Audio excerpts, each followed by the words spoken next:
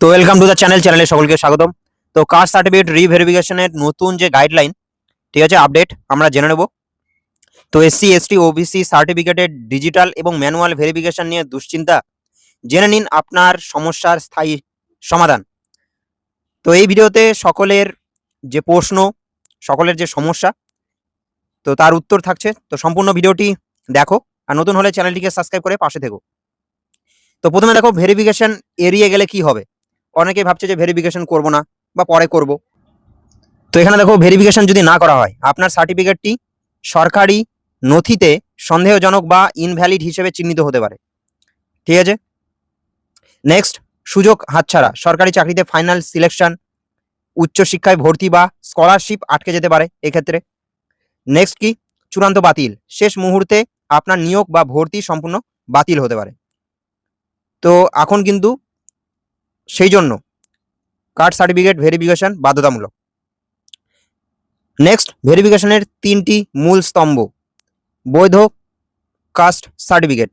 1 number কি, পরিচয়ের প্রামাণিকতা। তো আপনার নাম, বানান ও ডেটা সঠিক হতে হবে। সমাধান কি, যদি ভুল থাকে তাহলে এফিডেভিট বা সংশোধন করা। নেক্সট, বংশগত ধারাবাহিকতা। আপনি যদি নির্দিষ্ট কাস্টের অন্তর্ভুক্ত হন, তা রক্তের সম্পর্কের মাধ্যমে প্রমাণ করতে হবে এখানে। তো এর জন্য ফার্স্ট জেনারেশন সার্টিফিকেট যদি হয় তাহলে ফ্যামিলি ট্রি কিন্তু এখানে লাগছে। নেক্সট, প্রামাণ্য ইতিহাস। পুরনো বাসস্থান বা বংশের সরকারি নথিপত্র যদি এখানে থাকে তাহলে পুরনো দলিল, পর্চা বা লোকাল যদি না থাকে তাহলে লোকাল হিয়ারিং হবে এখানে, যদি কোনো কাগজপত্র না থাকে। নেক্সট, আপনার সার্টিফিকেটটি কোন ক্যাটাগরির। তো এখানে দেখো, রিভেরিফিকেশন কোন কোন ক্ষেত্রে বাধ্যতামূলক। যদি ম্যানুয়াল হয়, হাতে লেখা হয়, তাহলে অবশ্যই অনলাইনে এন্ট্রি এবং ডিজিটাল করার জন্য অত্যন্ত জরুরি এখানে। আর যদি আগে থেকে ডিজিটাল থাকে তাহলে এখানে প্রয়োজন নেই, আপনার ডেটা ইতিমধ্যেই ডিজিটাল, আলাদা দৌড়ঝাঁপের এখানে প্রয়োজন নেই। নেক্সট, যদি সেন্ট্রাল হয় তাহলে কেন্দ্র সরকারের চাকরি বা শিক্ষার জন্য সেন্ট্রাল বোর্ড নিজে কিন্তু ভেরিফাই করে, এখানেও কিন্তু প্রয়োজন নেই। নেক্সট, রাজ্যের সব কাজে ডিজিটাল করতে হবে ম্যানুয়ালটিকে। আর ডিজিটাল যে সার্টিফিকেট রয়েছে সেটা হচ্ছে রাজ্যের সব কাজে 100% বৈধ এখানে ডিজিটাল।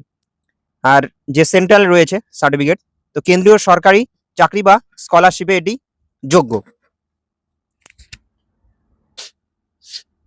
তো প্রথমে দেখো, নাম, বানান বা নম্বরে ভুল। তো এখানে যদি ম্যানুয়াল ও ডিজিটাল নাম্বারে অমিল বা টাইটেলে ভুল থাকে, সমাধান কি, এখানে বিডিও বা এসডিও অফিসে সংশোধনের আবেদন করুন এবং রিসিপ্ট কপিটি সাথে রাখুন।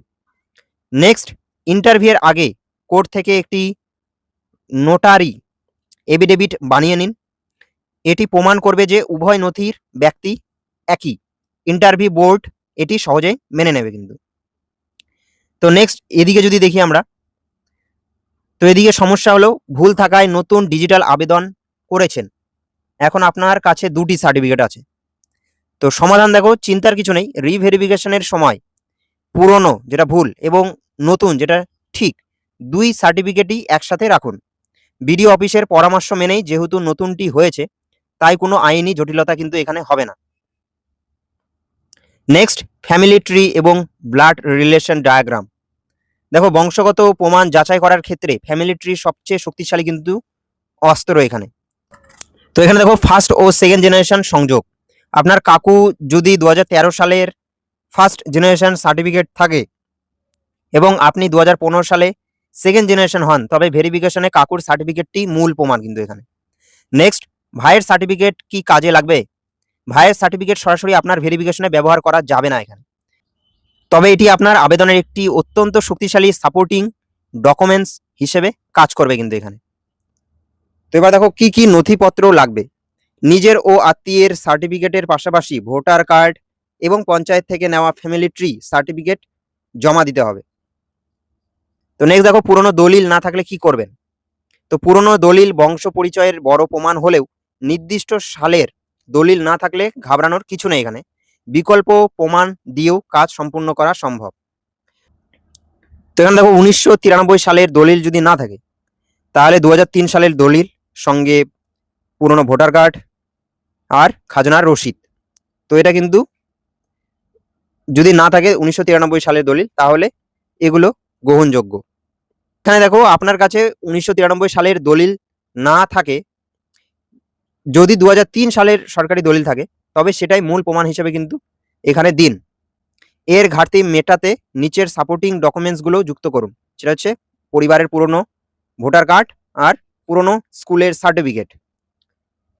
আরও কি কি, সেটা হচ্ছে পরিবারের পুরনো ভোটার কার্ড, পুরনো স্কুলের সার্টিফিকেট, পৈতৃক জমির পর্চা বা সরকারকে দেওয়া খাজনার রসিদ, স্থানীয় জনপ্রতিনিধির দেওয়া ফ্যামিলি ট্রি পঞ্চায়েত থেকে। তো নেক্সট দেখো, অনেকের কাছে 1950 সালের দলিল বা পরিবারের অন্য কারো পুরনো সার্টিফিকেট থাকে না, এতে আপনার সার্টিফিকেটের বৈধতা কমে যায় না কিন্তু।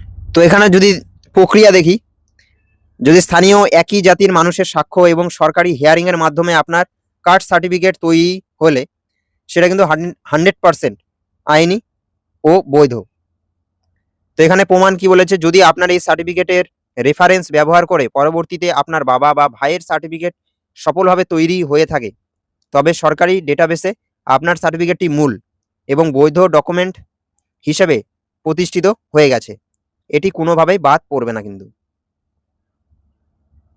নেক্সট, ফর্ম ফিল আপ সংক্রান্ত সাধারণ জটিলতা ও তার সমাধান। তো এখানে দেখো প্রশ্ন হচ্ছে, রিভ্যালিডেশন ফর্মে মায়ের ইনকাম কি দেব। তো এখানে সমাধান কি, মায়ের নিজস্ব আয়ের উৎস না থাকলে আপনি নির্দ্বিধায় নীল বা জিরো দেখাতে পারেন। এখানে গৃহিণীদের ক্ষেত্রে ইনকাম না থাকাটাই স্বাভাবিক, কিন্তু এতে কোনো সমস্যা কিন্তু হবে না। নেক্সট কোশ্চেন কি, সেটা হচ্ছে নতুন কাউন্সিলর সই না করলে 2016 সালের কাউন্সিলরের স্ট্যাম্প দেওয়া ফ্যামিলি ট্রি কি চলবে। তো এখানে দেখো হ্যাঁ 100% চলবে। পুরনো ভ্যালিড স্ট্যাম্প ও সই থাকা ফ্যামিলি ট্রি আপনার বংশ পরিচয় হিসেবে সম্পূর্ণ আইনিভাবে বৈধ এখানে। নেক্সট, আপনার ফাইলের স্ট্যাটাস কিভাবে বুঝবেন। তো submitting to BDO, next inquiry phase, next data matched. তো অফলাইন খোঁজ, বিডিও অফিসে জমা দেওয়ার 1 সপ্তাহ পর ফাইলটি স্থানীয় স্তরে বা ইনকোয়ারি পর্যায়ে থাকে কিন্তু 1 সপ্তাহ। SMS বা নোটিশ না এলে সরকারি বিডিও বা এসডিও অফিসের কাস্ট সার্টিফিকেট সেকশনে গিয়ে রিসিভিং স্লিপের রেফারেন্স দিয়ে স্ট্যাটাস জানতে পারবে। তো এখানে অনলাইনেও স্ট্যাটাস দেখা যেতে পারে। তো অনলাইনে চেক করার সময় যদি ডাটা ম্যাচড দেখায় তবে এটি একটি অত্যন্ত পজিটিভ খবর কিন্তু। এর অর্থ কি, আপনার দেওয়া তথ্য সরকারি ডেটাবেসের সাথে 100% মিলে গেছে। আপনার সার্টিফিকেট বড় কোনো ভুল বা গরমিল নেই। করণীয় কি, আপনাকে আর কোনো দৌড়ঝাঁপ করতে হবে না। এখানে শুধু স্ট্যাটাসের একটা স্ক্রিনশট বা প্রিন্ট আউট ভবিষ্যতের জন্য সযত্নে রেখে দিন। তো এই গেল আপডেট। আশা করি এই ভিডিওর মাধ্যমে তোমরা বুঝতে পারলে। তো কোনো প্রশ্ন থাকলে অবশ্যই কমেন্ট সেকশনে করতে পারো। তো নতুন হলে চ্যানেলটিকে সাবস্ক্রাইব করে পাশে থেকো, নতুন নতুন আপডেট ভিডিওর মাধ্যমে আসতে থাকবে। তো থ্যাংক ইউ ফর ওয়াচিং, দেখা হচ্ছে নেক্সট ভিডিওতে। সকলে ভালো থেকো, থ্যাংক ইউ।